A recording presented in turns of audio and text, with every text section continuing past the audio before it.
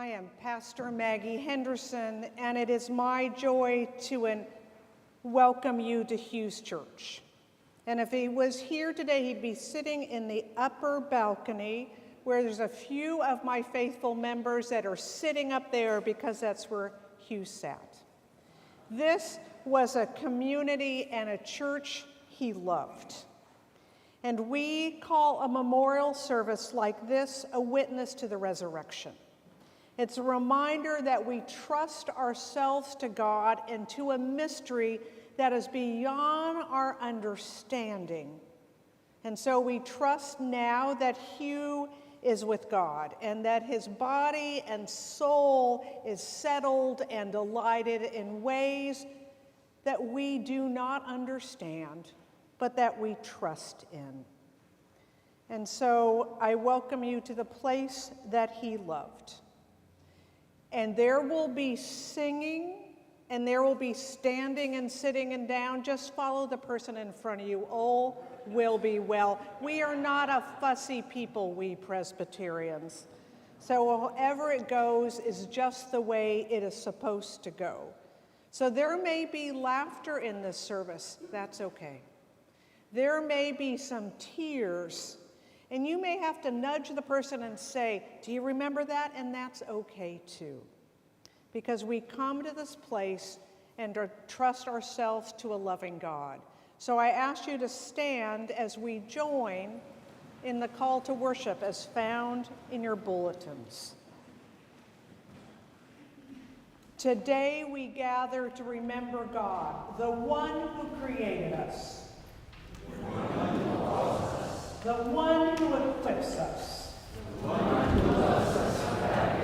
the one who will never leave us,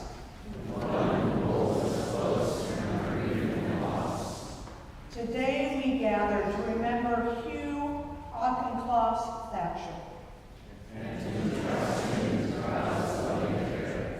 Please be seated as I pray. Loving God, enfold us this afternoon within your comforting arms. Help us to feel at home even though we're hurting. Help us to know we're not alone, and in a room like this, we are reminded of how big love is. That we do not need to fear that we're human, of showing what we feel, for you know the pain of our loss. And so be with us this afternoon, that we may stand firm in the ways of Jesus that showed people how to love and how to live, how to grieve, and how to trust in something beyond ourselves. In that love, in that hope, we come to you today. Amen.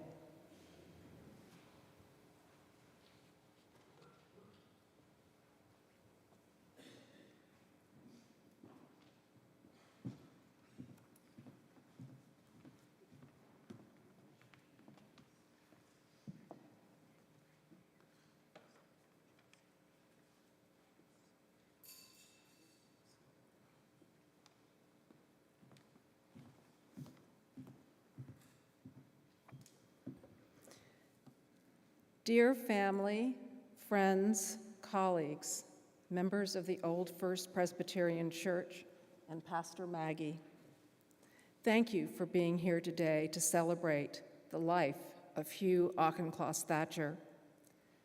I would also like to express my deepest gratitude for the support we received during the last 4 years. In particular, the numerous family and friends who visited Hugh during that time. I would also like to thank Hugh's caregiving team, led by the amazing Jessica Valencia, for their care of Hugh and me. Hugh and I met in 2007, and after a brief back and forth communications, we met for dinner at Chapeau, a French bistro we both liked. We bonded over the fact that our mothers were dying. Hugh's mother, Barbara, passed in February of that year, and my mother, Avril, died in September. Hugh prized family and close friends above all else.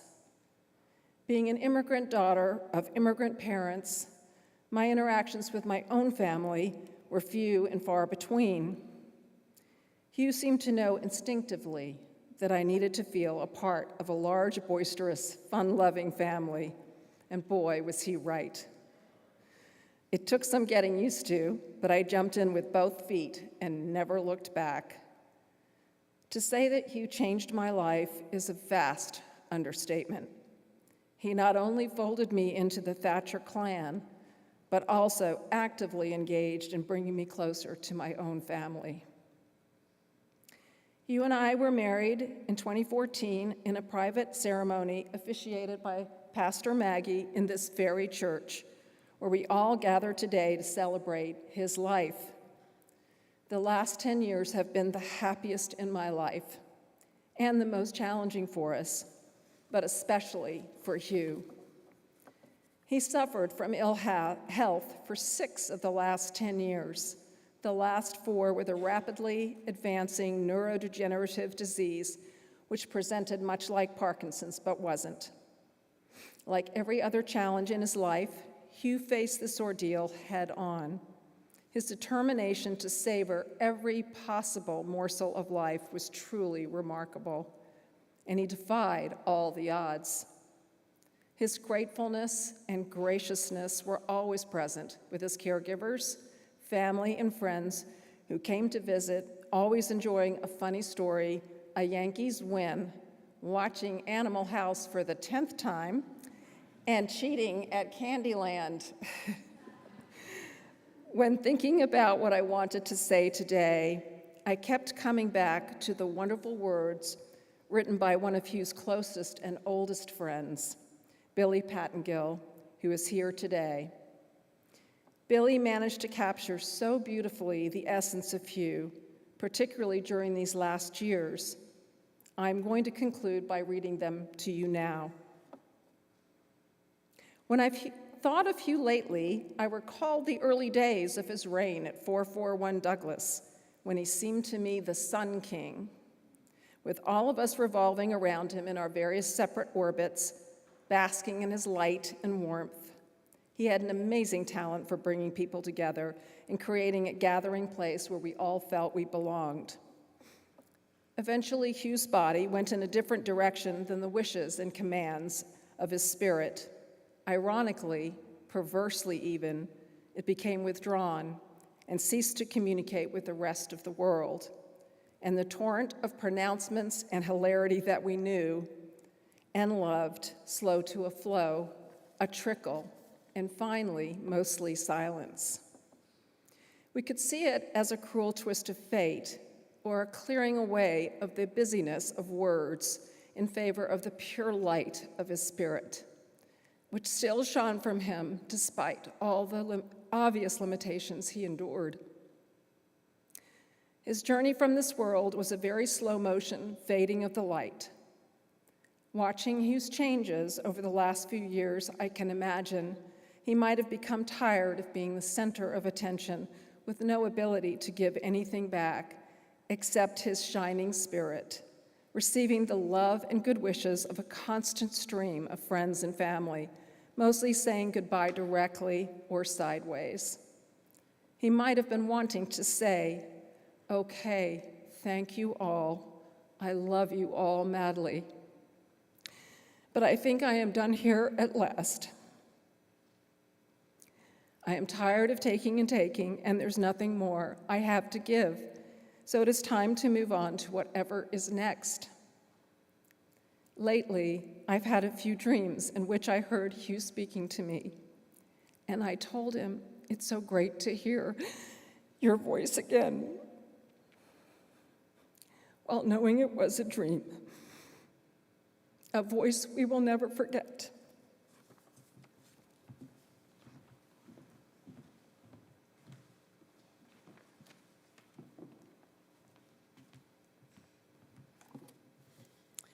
Good afternoon.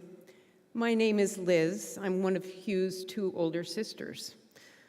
I've been asked to represent his siblings in speaking about the interesting experience of growing up alongside of him. Before I do that, however, I would like to take this opportunity to thank Eliana for her remarkable care of our brother during his final years. We are immensely grateful that such a talented, capable, and loving person came into Hugh's life. Together, they created a home for themselves in the Ojai Valley, where in the last year of Hugh's life, Eliana struggled to make sure that he had the best possible care up until the end in the comfort of his own home. She succeeded. Thank you from the bottom of our hearts. Hugh was the fourth of 6 children. He and our brother Toby were bookended by 2 older sisters and 2 little brothers. Perhaps this is one of the reasons that the 2 of them became such perpetual partners in crime. He was a winning baby, fiercely attached to Sammy, his stuffed creature. I never really knew what it was. And adored by our nanny, Miss Darby, whom we detested as much as she distrusted us, his 3 older siblings. To our great relief, she left at some point, and wonderful Elsie Conklin came into our lives, caring for all of us with extraordinary patience and humor. And it took humor. None of us would have predicted that Hugh would make his career promoting the pleasures of food and wine. His early days were not at all auspicious in this regard. We ate together at a long, low counter. The consensus among us that it was best, if possible, to avoid sitting next to him. He had very, very peculiar eating habits. Vegetables were an anathema. Fruit, unacceptable with the exception of applesauce. And his preferred food was a peanut butter and marshmallow fluff sandwich on Wonder Bread. In addition, he sought sustenance in the great outdoors by searching out sticks, which he liked to chew. His dislikes were profound, and he was distressingly ready to share them with the rest of us. Oddly, his kindergarten report noted that he very, very much enjoyed spending time in the kitchen play area, where he would cook up imaginary dishes, which he would then parcel out to imaginary people, after which he would firmly state, "and none for Toby." Before heading off to a variety of schools in our high school years, we grew up in the post-war years in something of a pack in a neighborhood filled with kids of all ages. We all attended the Riverdale Country School, where Hugh found himself in the midst of a wonderful group of classmates, many of whom are with us in the sanctuary today. Over the years, they've kept in touch, and many of them repeatedly visited Hugh in Ojai during his final years. Enduring friendships were a very special part of Hugh's life course. Ever open to new experiences, he made firm friends wherever he went. During his middle school years, he attended the North Country School in the Adirondacks, where as part of the curriculum, students were assigned chores on the home farm. Hugh was made responsible for the pigs.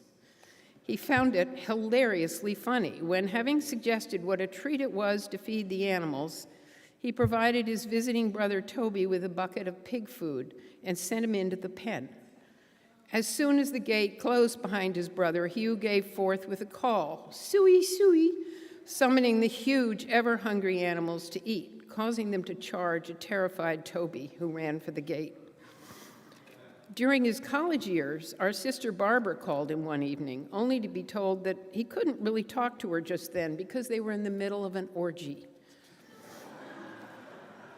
Always up for adventure, Hugh embraced the counterculture after college and headed west. He never really came back, except for business trips and extended visits to an island off the coast of Maine where our parents welcomed us each summer, and where he and Toby occasionally misbehaved with a group of summer cronies. They tended to provide cover for each other, contriving absolutely preposterous explanations for sketchy experiences coming to the attention of our parents. Memorable was a lobster bake, which he and Toby hosted, somehow managing to undercook the lobsters roasting in a pit on the beach. The next day, most of the island population was sick and kept close to home. To this day, people on the island reminisce about that evening. As he aged, Hugh went from eating sticks to eating brown rice and the previously detested vegetables. He grew his hair into a long, curly mass and developed a lifelong enthusiasm for the music of the 60s and the 70s, particularly the Grateful Dead. The rest of his siblings were not very clear what he was up to, but he managed to keep body and soul together with the unconditional support of what came to be known to us as the San Francisco Thachers. Because of Hugh and his friendship with this remarkable and kind group of people, we and some of our children have had the chance to get to know the West Coast Thachers. We are forever grateful to him for bringing us together. Hugh is one of the few adult men I have known who actually giggled. He found tremendous amusement in pulling practical jokes, some of which I found profoundly irritating. 5 or 6 years ago, I had been working with several others on an elaborate wooden jigsaw puzzle.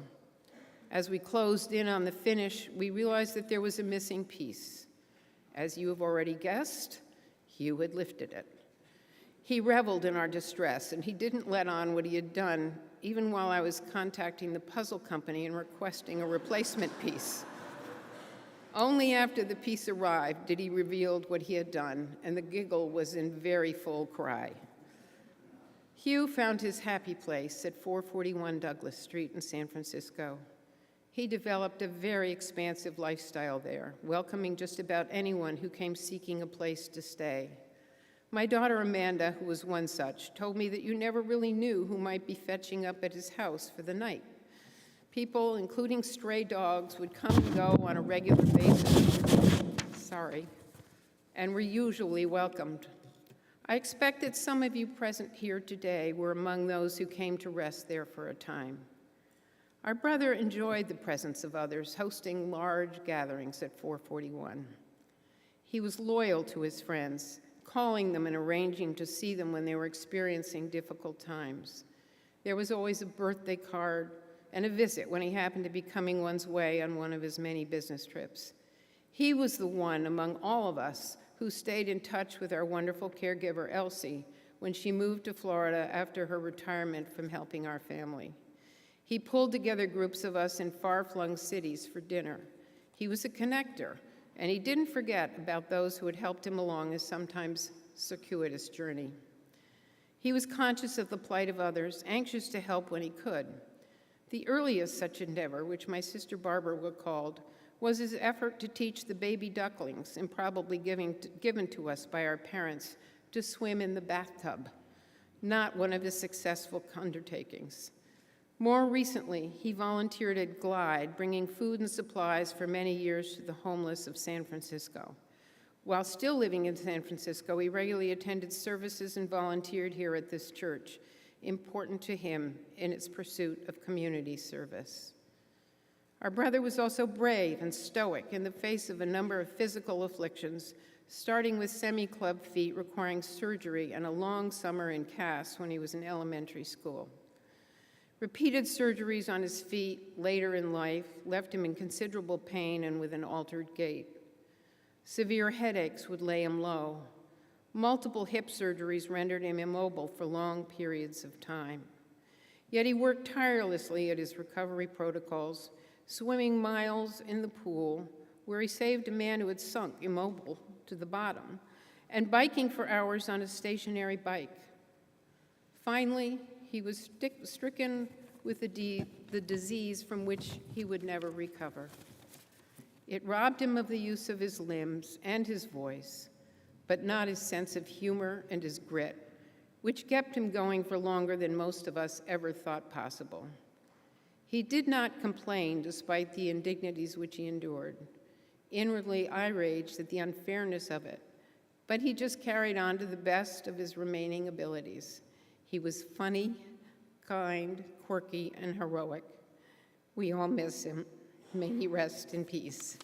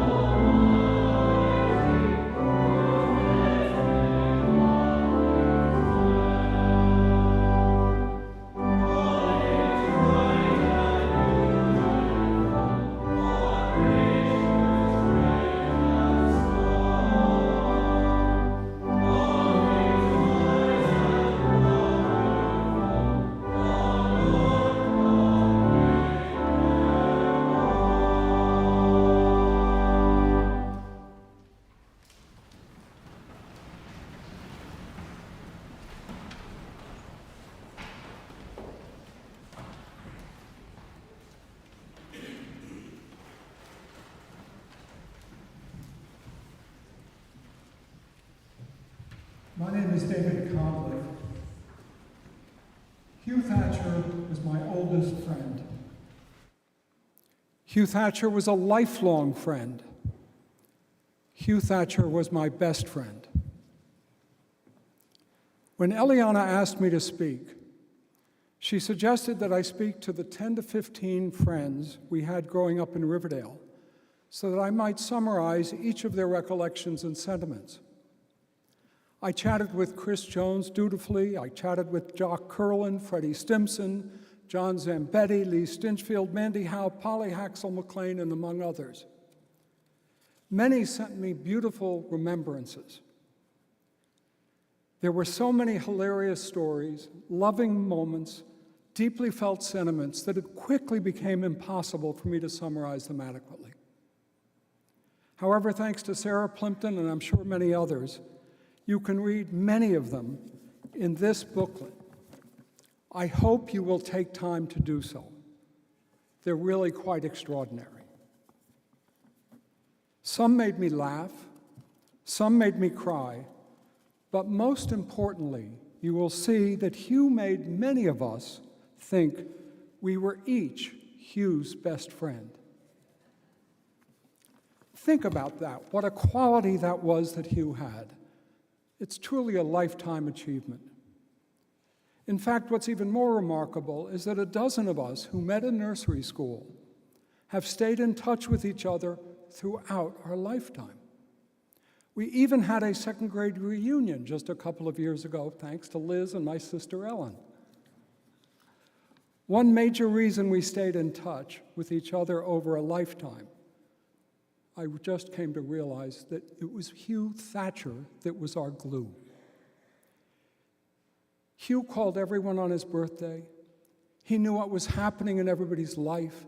He would tell us, you've got to call up John because of this or that. You've got to call Freddie. He needs your phone call. Hugh was our glue, as he was for so many of us in this service. My friendship with Hugh probably started before my brain recorded memories. I'm not sure whether it was as babies or when we were first in Polly Haxel's house in a preschool for 2- and 3-year-olds. We soon moved to the Dodge's basement because it grew. As Mandy Howe recalls in what she's written, Riverdale was a wonderful place for childhood, a wonderful place to roam and play in woods and fields along the Hudson River opposite the glorious Palisades. But what made it truly remarkable, frankly, was the set of parents and families that we each shared.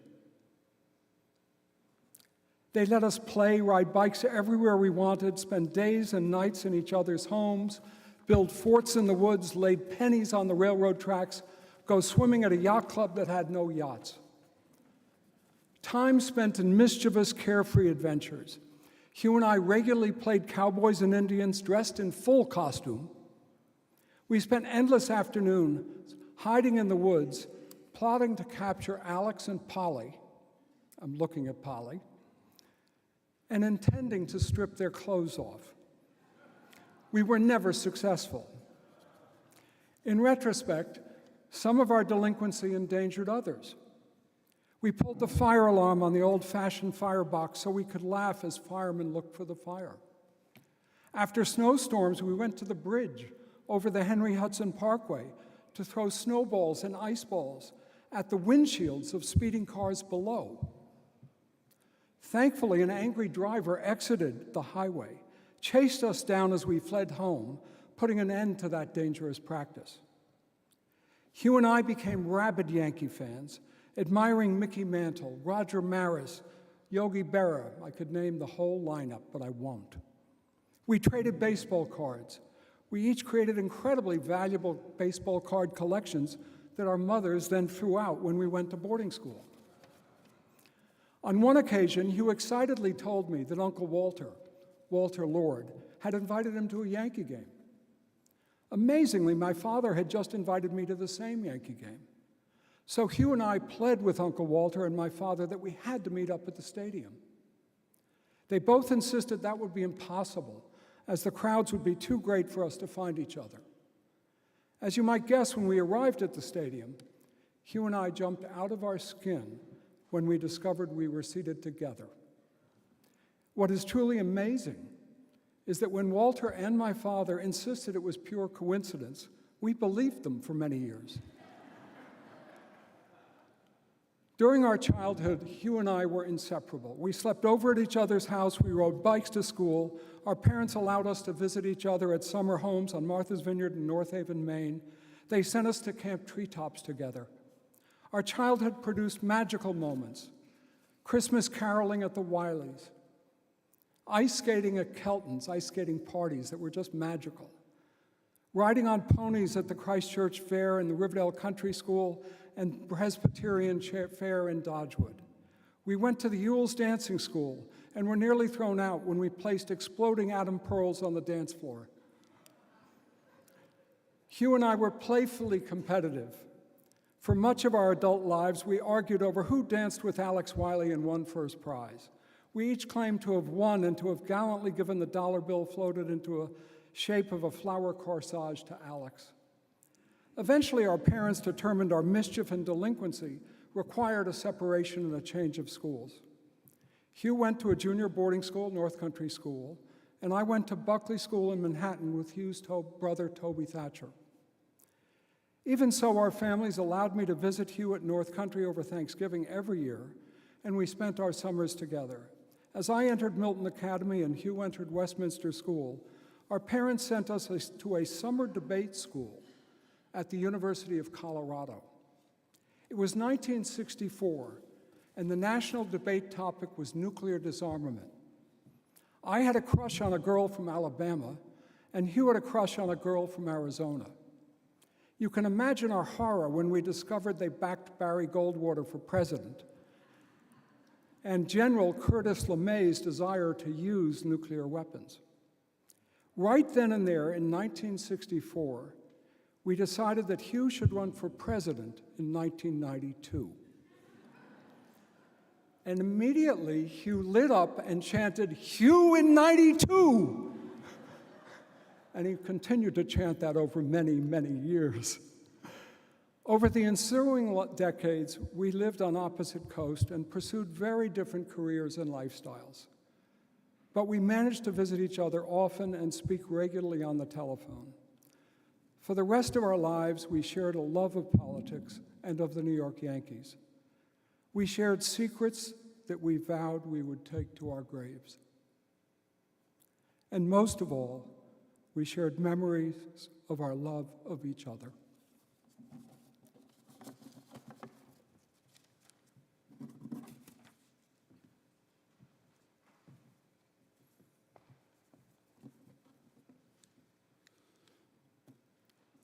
Hugh, my wild and exuberant old friend, my boy, did they break the mold after they made you, old friend. I come to share some memories with the family and friends who miss you so badly. Memories that hopefully will bring a smile and maybe a tear to the bereaved. I first met you 60 years ago. It was the fall of 1964. I was 16, a new student at the Westminster School, and you were my new roommate. My first impression of you, big and boisterous. And it didn't take long before you told me, seemingly in dead seriousness, that you didn't plan on, you knew you were going to be president of the United States someday, and a Republican president.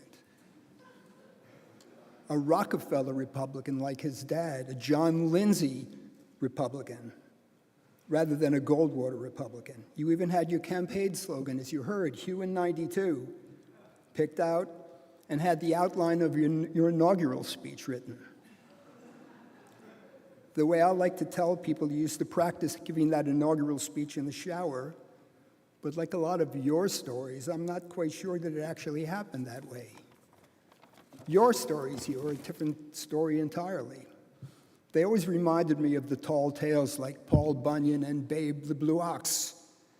There was at least a grain or two of truth in all of them, but then there was always a healthy dose of exaggeration and a twinkle in your eye, as if you knew that you were pulling my leg and that you knew that I knew that my leg was being pulled.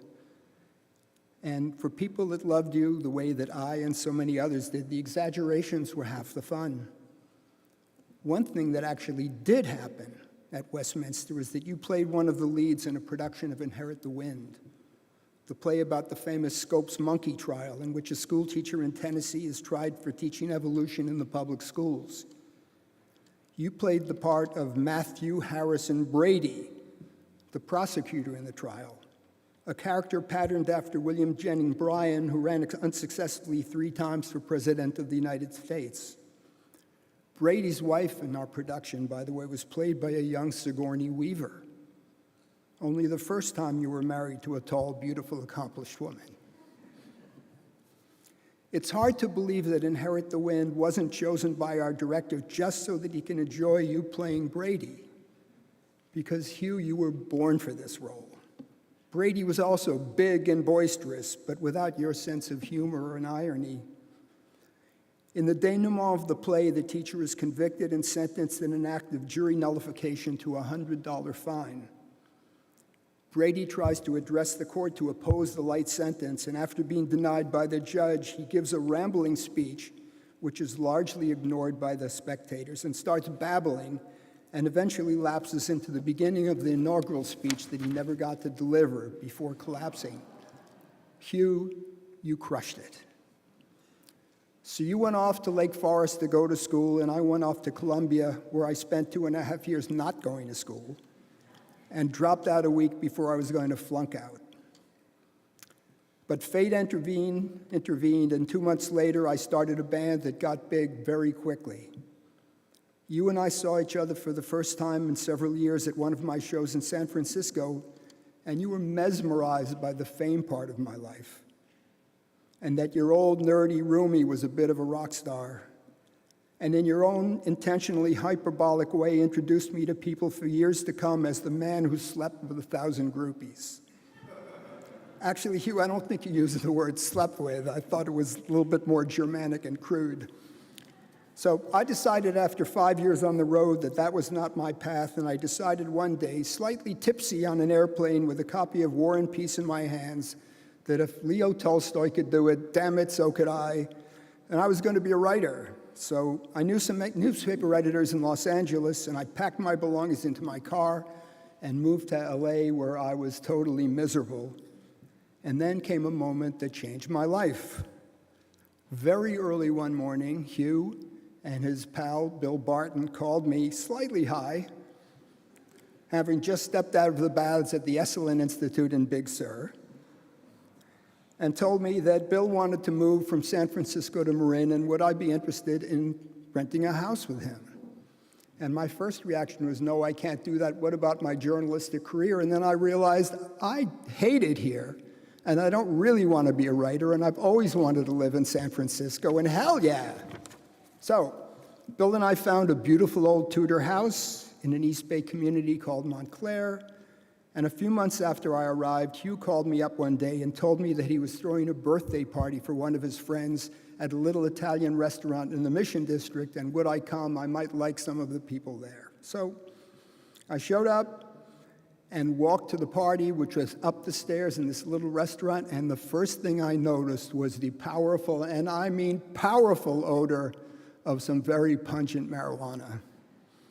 Well, 50 years later, cannabis is as legal as Chardonnay in San Francisco and California, but it sure as hell wasn't there.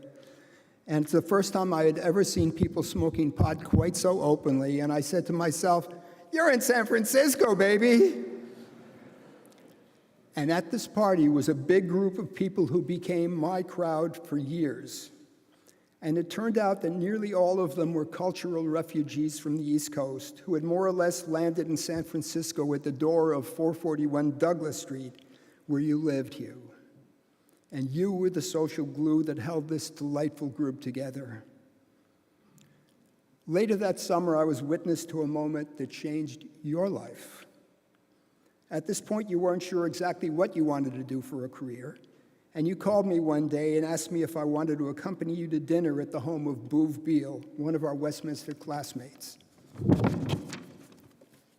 And midway through the dinner, Boov turned to you and said something like, have you ever considered going into the wine business? I think you might be good at it. Consider that for a moment. I think you might be good at it. A little bit like going to a young Steph Curry and saying, have you ever considered playing basketball? I think you might be good at it. You said you would think about it, and about a week later I called you, and not only had you thought about it, you were already doing it, and after 1 week in the wine business, you were already sounding very much like the world's leading expert on California Reds. One day, years later, when the San Francisco Wine Exchange and you were extremely successful, you called me and asked me if I would be willing to stand in for you at a dinner with a bunch of South American vintners, because you had another engagement that you couldn't get out of. And I said, sure, but why would they want to have dinner with me? I don't know anything about the wine business. And you told me that one of them was obsessed by Woodstock and wanted to meet somebody who had played there. So I said, sure.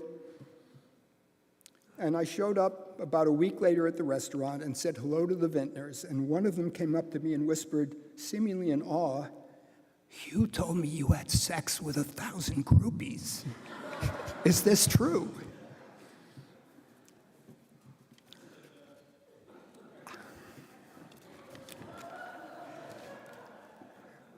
I didn't see a lot of Hugh in his later years, but there was this baseball game. I took him to a Yankees-Oakland A's game at the Oakland Coliseum, and I remember the game not so much because of what happened on the field, but because of what happened in the stands, in particular in our row. So picture us sitting in a sea of Oakland A's fans, and Hugh is decked out in his Yankees attire. He's got his Yankees cap on, his Yankees jacket, screaming, "Let's go Yankees!"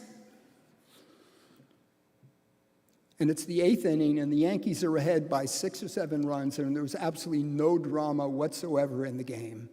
The A's are up. There are 2 outs. Batter's up. Count is 0-1. Pitcher throws a fastball that, pretty clearly misses the plate. The umpire calls ball 1, and there was not a sound in the stadium except Hugh is on his feet, red-faced, bellowing in fury and indignation, saying, "Elliot, that's the worst goddamn call in the history of baseball." And suddenly, there is dead quiet, and people 20 rows in front of us are turning around trying to figure out who is that crazy Yankees fan. And fortunately, this was in Oakland and not in Boston, where his words might have been taken as fighting words. The last time I saw you was at my wedding in 2019. You were gaunt, and your walking was labored, your speech halting. Soon after that, I moved to Asheville, North Carolina, and I never got to visit you and Eliana in Ojai. But you always retain a big place in my heart, Hugh, a big and boisterous place. And I've never tired of telling new friends the story of my high school roommate who was going to be President of the United States. So rest well, my old friend, knowing that you had a big impact on me and on a lot of people, and that we loved you and still do, bigly and boisterously.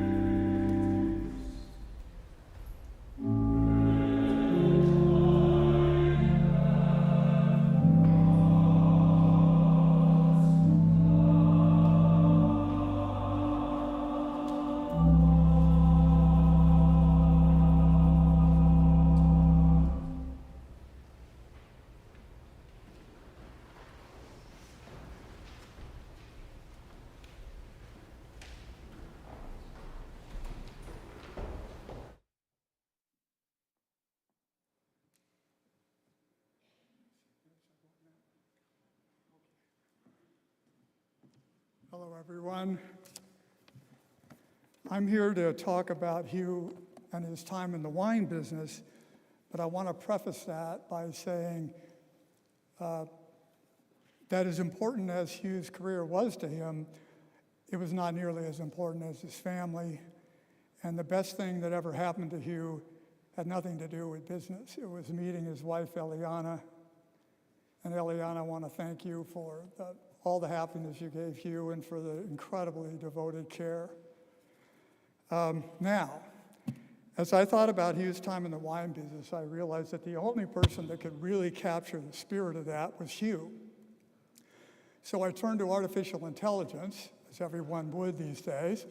I fired up ChatGPT and I asked it to write a summary of Hugh's wine career in his own style. And it did a very good job, actually.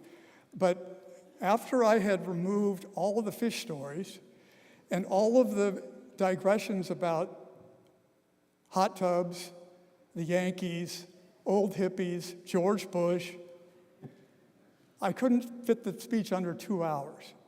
So you're going to have to live with my short and unfortunately prosaic version. But I do promise that I will take no more liberties with strict accuracy than Hugh himself would have done. Hugh's company, the San Francisco Wine Exchange, played an important role in the history of the California wine business, beginning in the 1970s. That was a time when there was a massive proliferation of new wineries in California during that decade. And the landscape became a lot more competitive.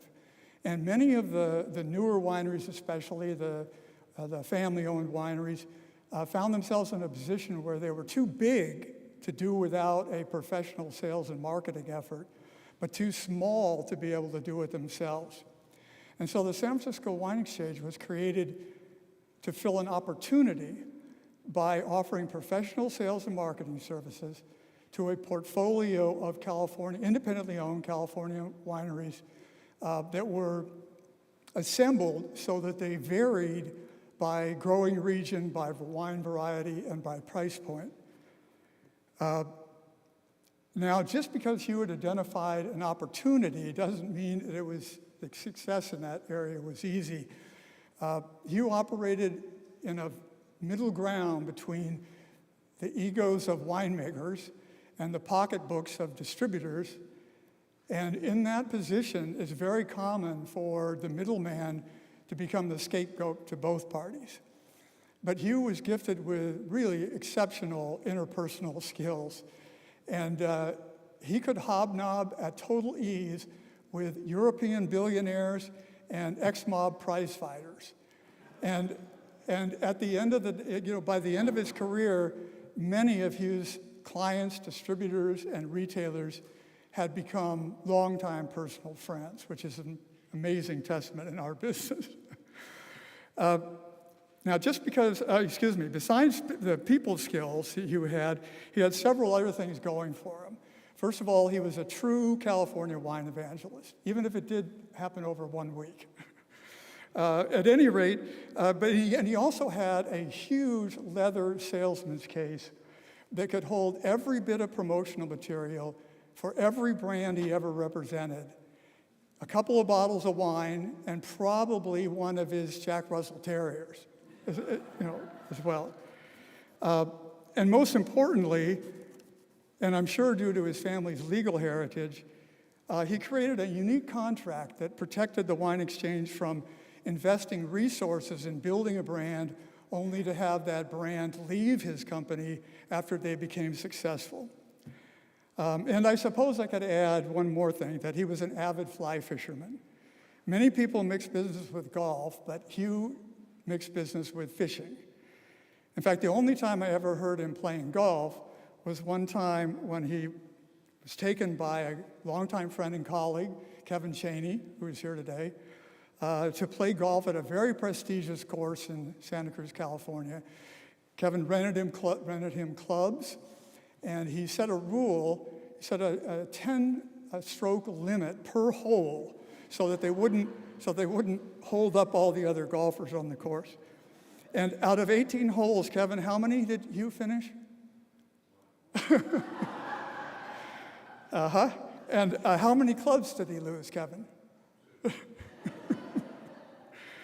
But Hugh fished from Alaska to Pelagonia in the company of various clients and colleagues with great success, I know. And one of his frequent companions on those trips, Mark Price, is here today. And I hope afterwards I encourage you to ask him to tell you about the story behind Hugh's favorite portrait of himself holding a giant brown trout in Argentina. I first met Hugh on a phone call. Now, since everyone here in this room knew Hugh, imagine, if you will, meeting him for the first time as a disembodied voice bellowing out of a speakerphone. I had called him innocently to see if he was interested in representing a certain winery. And first he went on a tirade about how the brand was in decline, and nobody in their right mind would want to represent it. It would take too much work on behalf of the wine exchange. And then he got calmer, and he said, but they do make the best Chenin Blanc in North America. And Chenin Blanc is a really underrated variety. And then he said, and the owners of that winery are truly honorable people, I know that. And so I learned from that one call a bunch of things that were important about Hugh that I, were reinforced so many times later, that he cared about it, that he was protective of the interests of his own business, that he truly cared about wine, about fine wine, and that he was for him, the character of the people he worked with was very important. Later, Hugh and I used to argue like cats and dogs about, just about everything. And Hugh would never raise his voice. No, that's not true at all. I was just trying to see if you guys are still awake. Actually, Hugh raised his voice all the time, as a matter of fact, but not his temperature. He did not. When we finally were worn out after arguing, he would turn to me almost inevitably and ask, "How's your father?" And he was one of those rare people who could disagree without being disagreeable, as they say. Hugh liked to call himself an old hippie, and that was true, but only partial. And I think sometimes his goodwill came more from a very traditional sense of honor. And I'll give you an example. At some point in our friendship, Hugh began sharing with me his personal financial matters.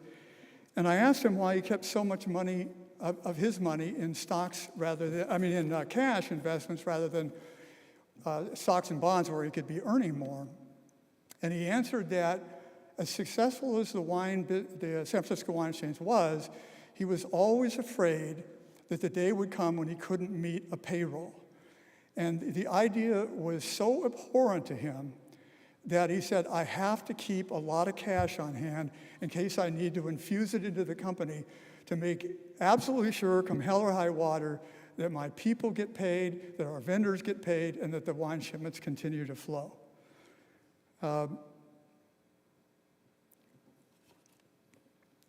Excuse me here, I'm falling behind. Another traditional quality of Hugh, which our friend Marie Gewurz insisted I mention today, was his gentlemanly kindness and courtesy.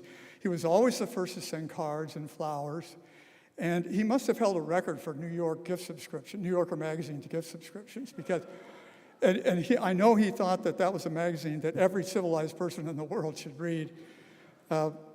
When Hugh sold the San Francisco Wine Exchange in 2015, it was the last surviving independent wine broker of its type. The others had long since folded or been absorbed into larger companies. Hugh ran his company for 40 years, leading a group of wonderfully eclectic employees. He took care of them, and they in turn, led by his stalwart co-pilot, Jim Faber, took care of Hugh. But the times had changed, and the wine business has become much more competitive. I will miss those earlier times in the wine business with Hugh, but at the end of the day, it's people that matter most. And while I miss our adventures together, I will miss Hugh himself a lot more.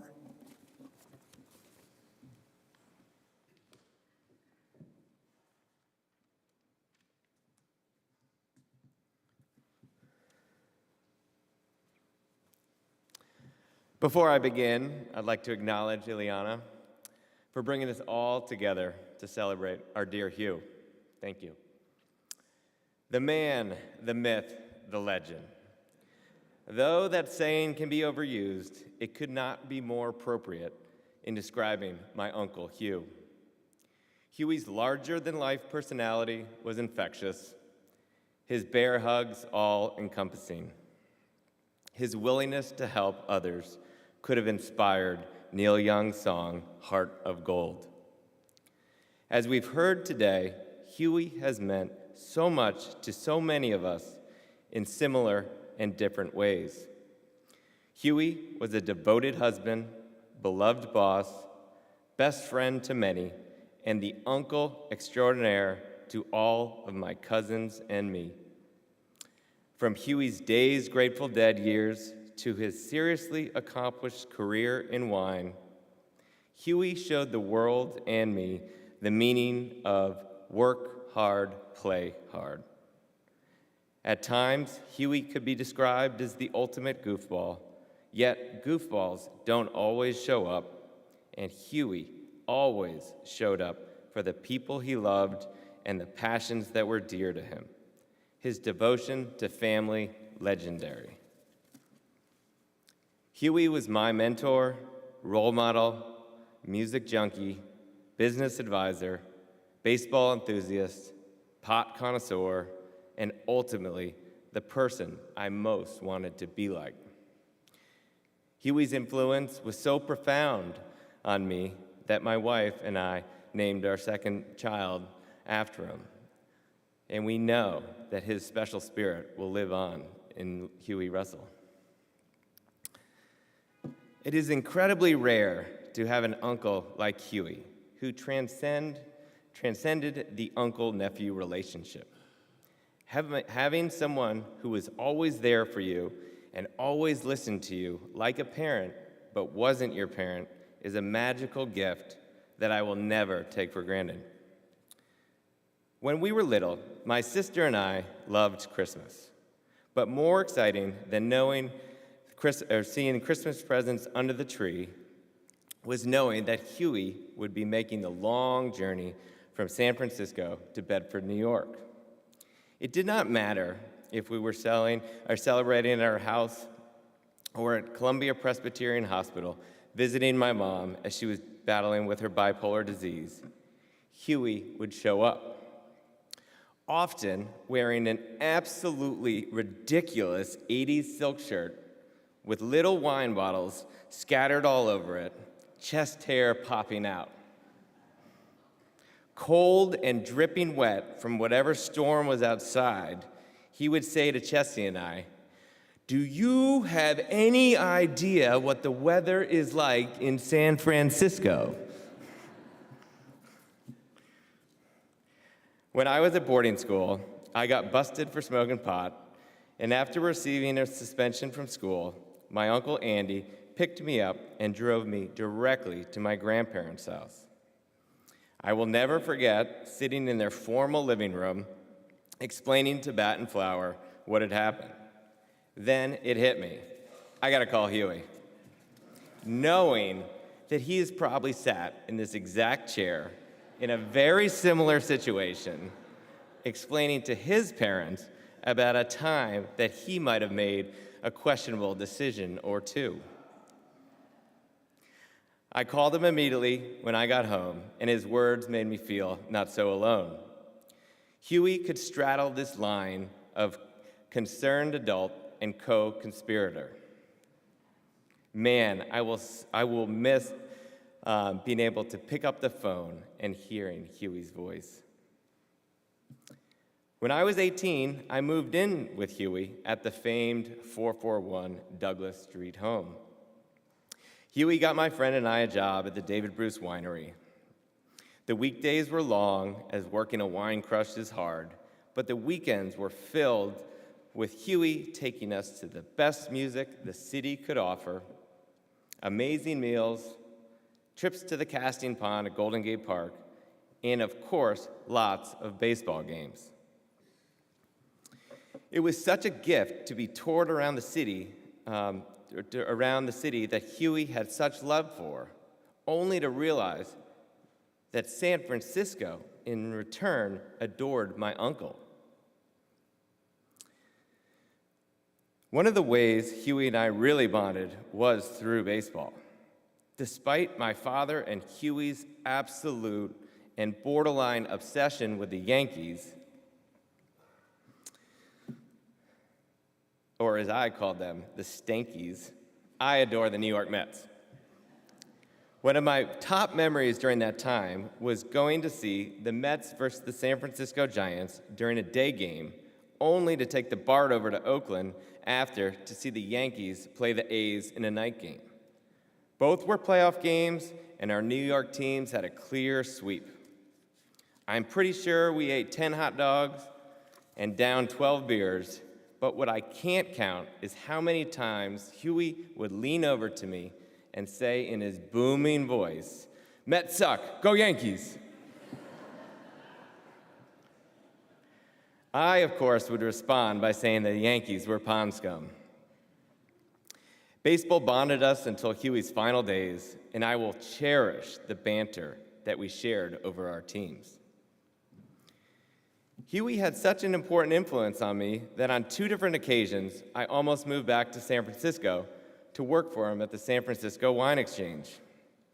Huey always told me he saw himself in me and that I would be a damn good wine salesman.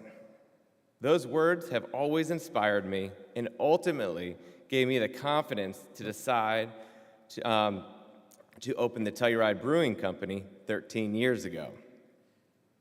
I will never forget calling Huey to tell him that instead of moving back to San Francisco, I was going to open the brewery.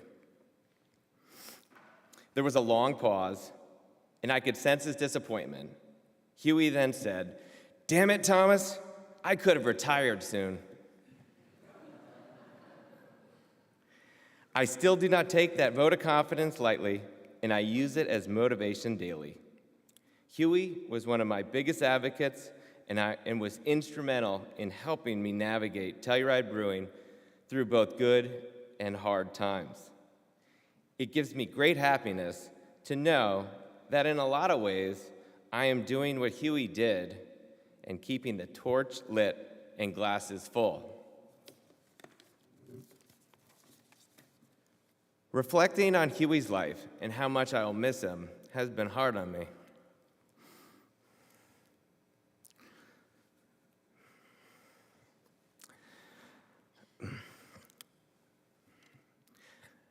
Sorry. After saying goodbye to both my parents and now Huey,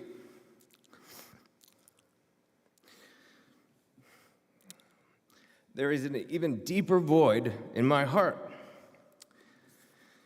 3 of the people that have meant the most to me are now gone. But it gives me great peace knowing that the band is back together.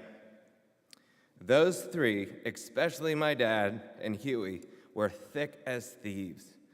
And I know Toby has been missing his younger brother.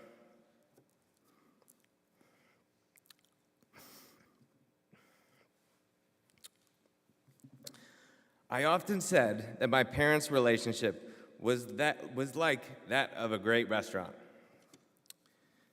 Through cooking, my mom was our family's secret weapon, who quietly dominated gatherings, while Dad's charisma was perfectly suited for the front of the house, making sure everyone had a good time. Yet every restaurant needs a powerhouse sommelier, and now with Huey's arrival, the trifecta is complete.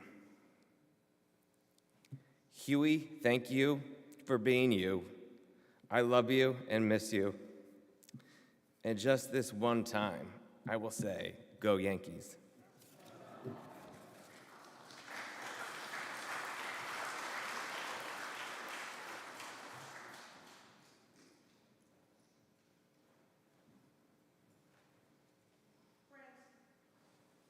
It's a lot to take in.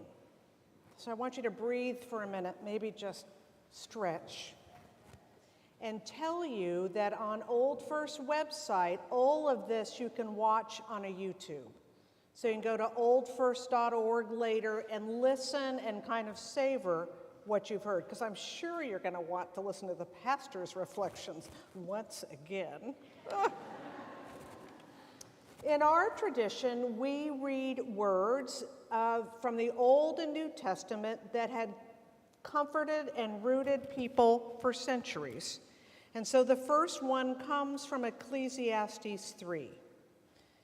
For everything there is a season and a time for every matter under heaven, a time to be born and a time to die, a time to plant and a time to pluck up what is planted, a time to kill and a time to heal, a time to break down and a time to build up, a time to weep and a time to laugh, a time to mourn and a time to dance, a time to throw away stones and a time to gather stones together, a time to embrace and a time to refrain from embracing, a time to seek and a time to lose, a time to tear and a time to sow, a time to keep silence and a time to speak, a time to love and a time to hate, a time for war and a time for peace.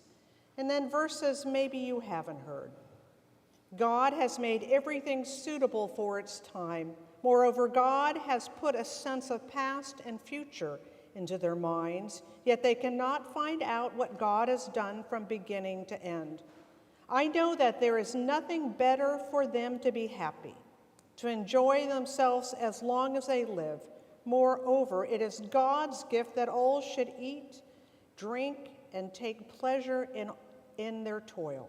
I know that whatever God does endures forever. Nothing can be added to it, nor anything taken from it.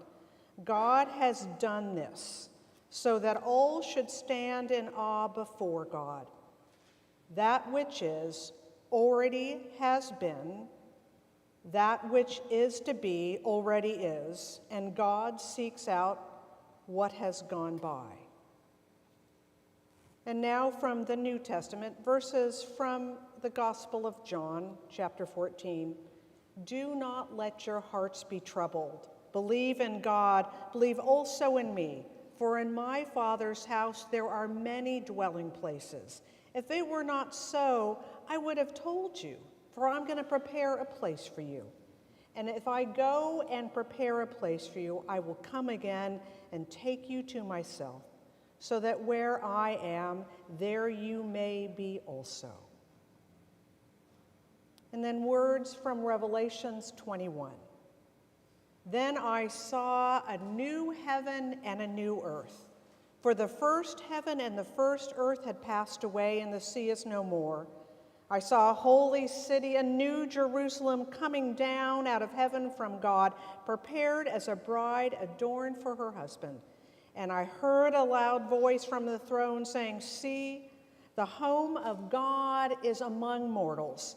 The Lord will dwell with them. They will be his people, and God will be with them.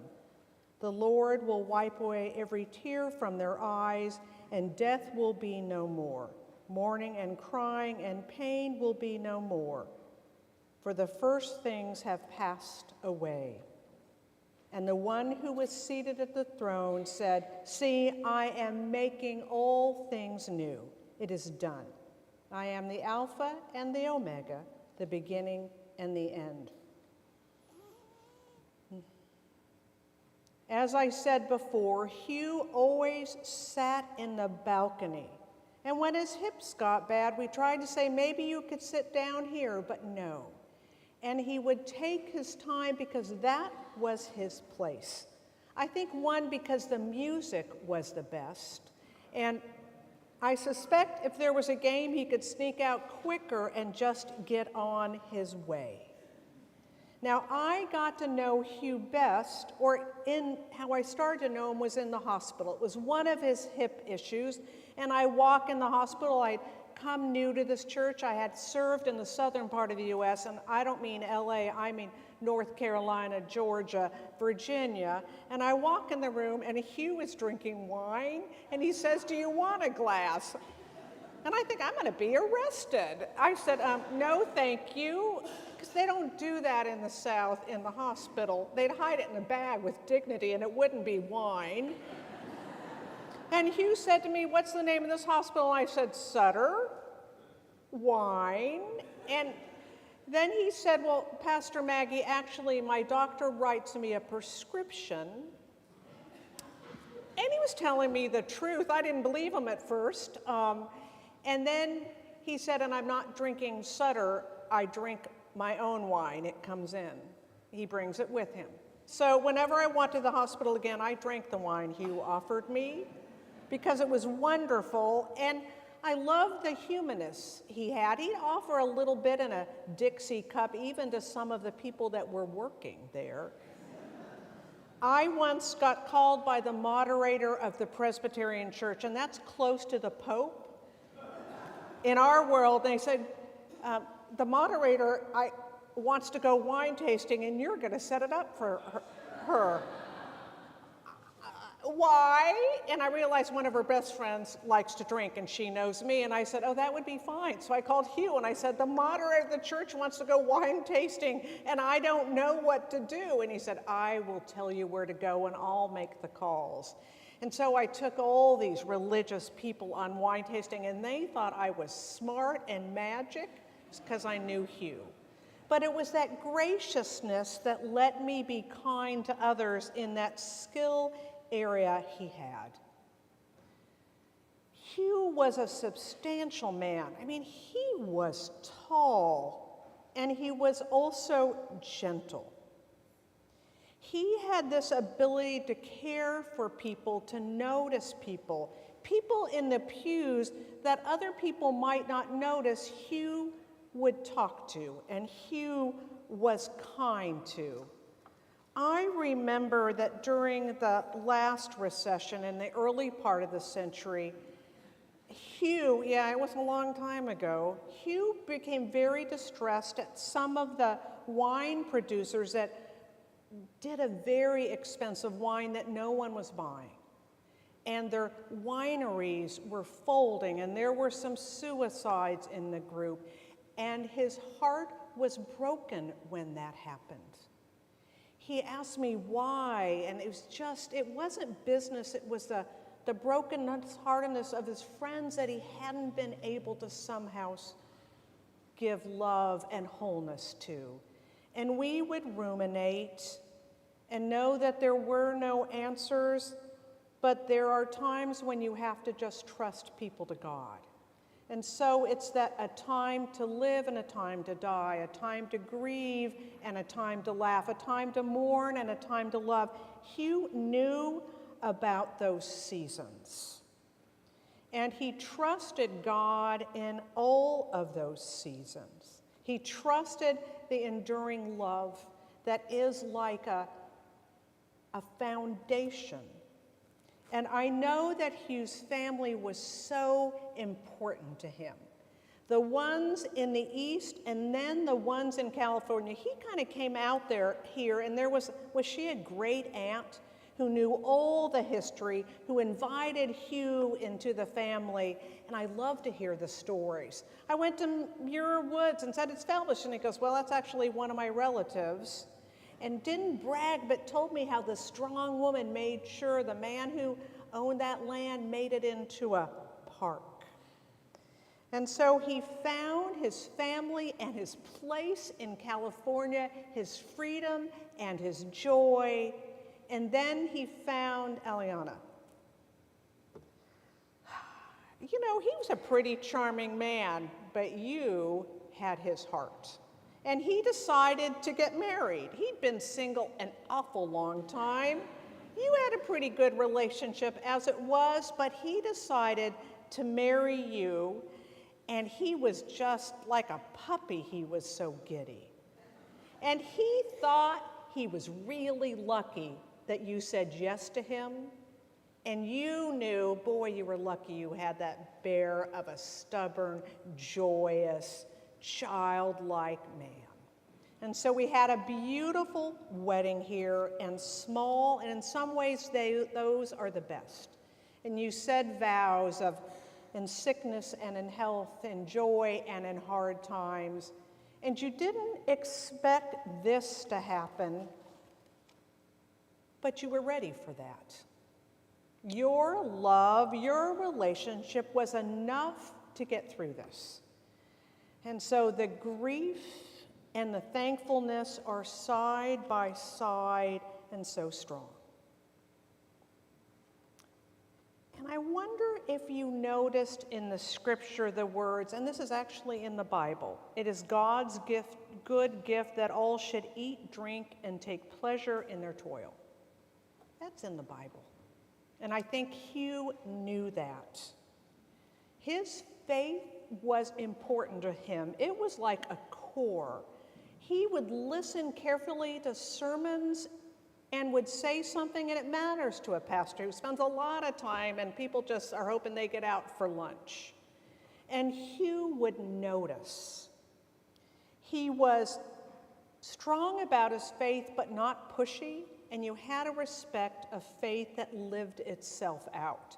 We, 10-something years ago, got a grant from the food bank to run a pantry free of charge. And my smallish church did this pantry where we gave food to 250 people a week, 5 tons of food just with our church members, and Hugh was there.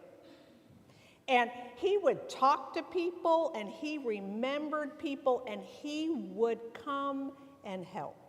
That's the kind of man that he was. And he believed that the kindness and the care and treating people with respect, we would say seeing God in each person, was a thing to do. A gentle, strong, faithful man. And I was lucky to be his pastor, not because once in a while he gave me a good bottle of wine. We had a wine at your wedding that was so good I didn't even know how good it was. I should have taken it home with me. But it was one of his friends celebrating, and it wasn't about how much it cost, it was about celebration. And we in the Presbyterian faith call a memorial service like this a witness to the resurrection that points us to a joy beyond ourselves. And so today we trust Hugh to God's care as we have for the last 6 months. And so I ask you in the days to come to trust yourself also to God's care, and that the way of Jesus, the way of compassion, the way of kindness is still a good way to go. And so when you join this afternoon to that gift that all should drink and eat and take pleasure in their toil, that you give stories to each other, that you talk to someone you don't know and say, tell me your best Hugh story. And that's what I recommend. And so we give thanks for the life of Hugh Thacher. May be gone from us, but still so much of us. Thanks be to God, the sermon is done.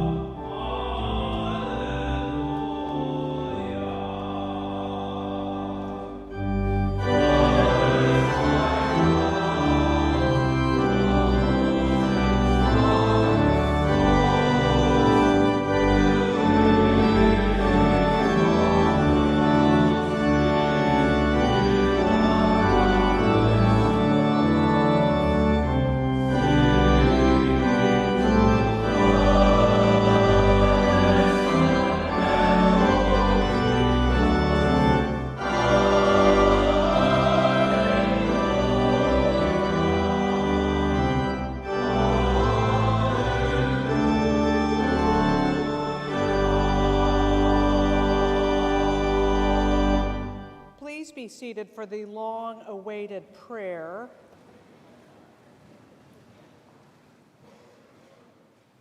Let us now pray. We pray for Hugh's family and friends, and for all who have cared for him.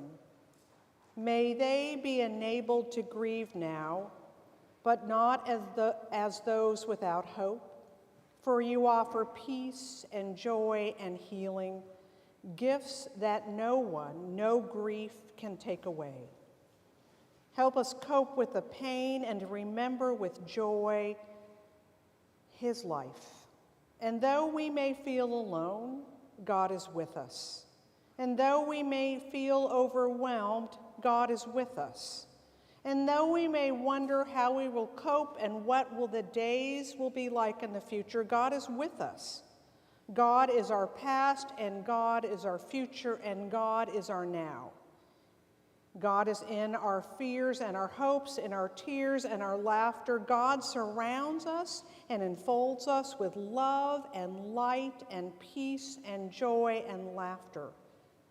And we trust that beyond absence, there is a presence. That beyond the pain, there is healing. Beyond brokenness, there is wholeness. Beyond the anger, there may be peace. So in the congregation gathered today, may they take time to reach out to friends that may have had fractured relationships.